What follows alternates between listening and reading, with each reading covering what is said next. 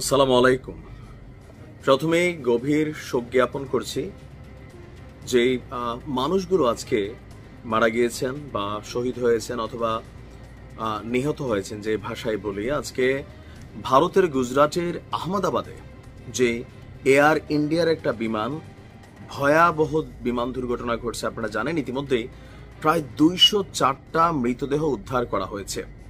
41 জন এই মুহূর্তে চিকিৎসাধীন আছে।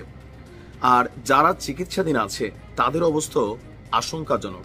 আরো দুর্ভাগ্যজনক খবর হচ্ছে যে এই বিমানটি যেখানে গিয়ে আশ্রে পড়েছে একটা মেডিকেল কলেজের উপর, সেখানেরও আহমেদাবাদের সর্দার বল্লভভাই প্যাটেল বিমানবন্দর থেকে যুক্তরাজ্যের লন্ডনের উদ্দেশ্যে রওনা দেওয়া বিমানটি উড্ডয়নের কয়েক মিনিট পরই এক অদৃশ্য কারণে বিধ্বস্ত হয়েছে।